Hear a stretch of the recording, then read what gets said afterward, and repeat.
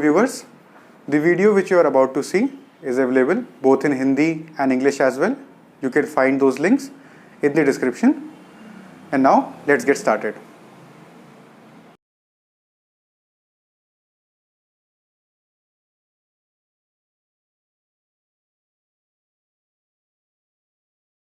Welcome you all to the virtual school. Today we will see the solution to the part D and E of the problem 1.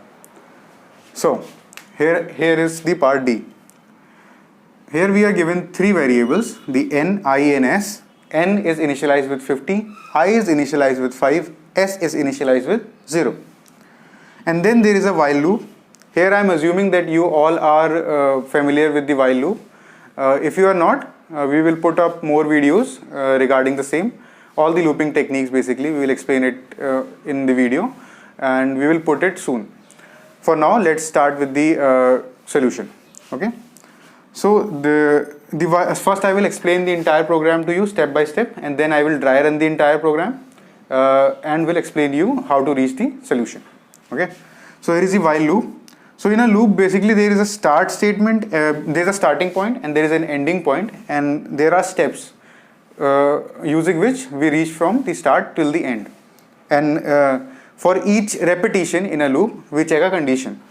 Like here in the while, we are checking a condition if I is less than n or not. And if this condition is true, then these two steps, this one and this second step, are repeated. And as soon as the loop ends, we will hit these statements. First we will print I is equals to whatever the value I will finally have, and then we will hit this statement, that is sum is equals to whatever the final value s will have. Okay. So now let's dry run the program. Also I want to explain you that this operator, what this line means actually is, this is very simple. This is just s is equals to s plus I. So suppose if s value is equals to 10 and I value is equals to 10, so s will be equals to 10 plus 10, that is 20. It's a simple incrementation operator that is used, and this is a better way to write this. Okay. So let's now dry run the entire program. What we are given is n is equals to 50 and I is equals to 5 and s is given value 0. Okay. So now as soon as we will come to the while loop, here it will check whether I is less than n or not. So I value is 5, n value is 50, so clearly it is less. So we will execute the loop first time. So for the first time, s value will be equals to s plus I. So s value initially was 0, so 0 plus I, that is equals to 5, and I value will be incremented by 10, that is I's initial value was 5 and its value will be incremented by 10, that is equals to 15. Now for the second time, s value, as the value of I is 15 and n is 50, so this condition is still true. So we will execute the loop second time. So s value is equals to s plus I, so it was 5 plus 15, that is equals to 20, and the I value was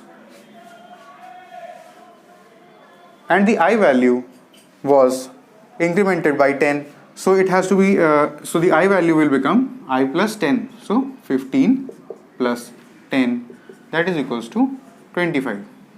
Okay. So now as the I value is 25, n value is 50, so I value is clearly still lesser than the n, so our loop will execute third time. Now the s value will be incremented by I, so s value in the step 2 was 20, its value will be incremented by I, so that will be equals to 45. Okay. So I value now will be incremented by 10, so I value was 25, its value will be incremented by 10, that is equals to 35. Now I value is still less than n, so again for the fourth time we will run the loop. Okay. So s is equals to s value in step 3 was 45, its value will be incremented by I, that was 35, it will be 80, and I value will be incremented by 10. So 35 plus 10, that is equals to 45. Now, as I value is 45, N value is 50, so clearly our loop will again run for the fifth time. So S value will be incremented by I. So 80 plus 80 plus I. So I value became 45. Its value will be 125. And I value will be incremented by 10. So that is 45 plus 10. That is 55.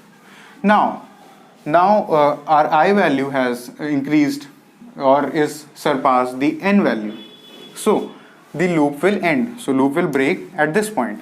And the final value of S now is 125 and I value is 55. So now the print statement will be executed and the solution will be I is equals to 55, and this print statement will print sum is equals to 125. This is our final solution. Okay. Thank you so much.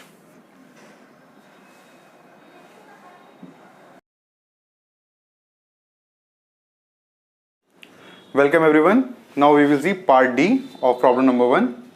This is the final part. So let's start with it. Here y is initialized with the value 2000.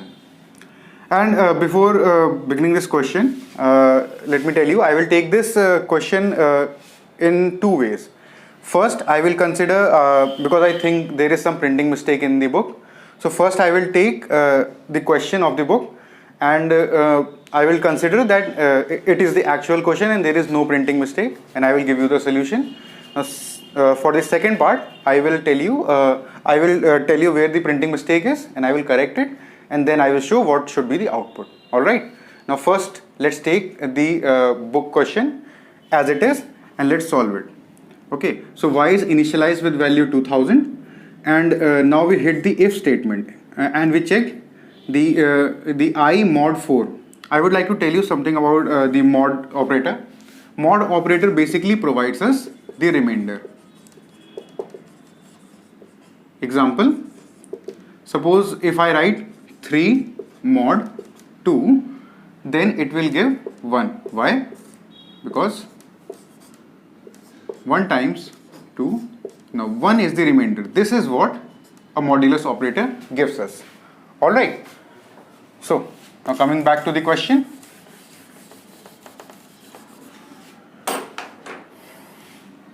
Our if statement would be hit and it will check I mod 4. But as you can see, nowhere I is defined. So, here itself the program will break and it will give you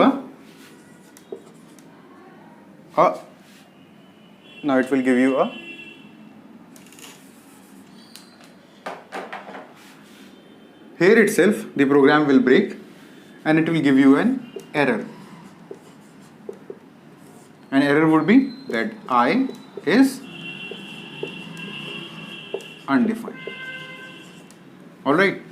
So this is the solution which we come to when we take the exact book question and solve it.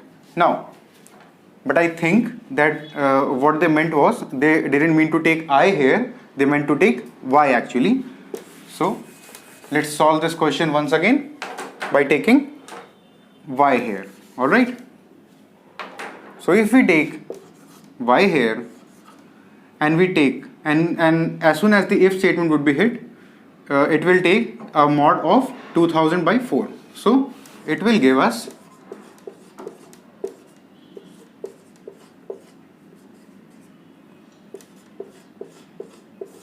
0. So the remainder is 0 and double equals to operator will check 0 with 0. So this is what gives us 0, and so the if statement would be satisfied.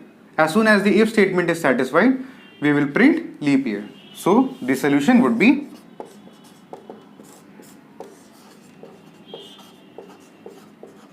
leap year.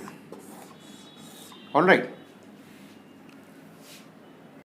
If you liked our content, kindly like, share and subscribe us so that we get motivated.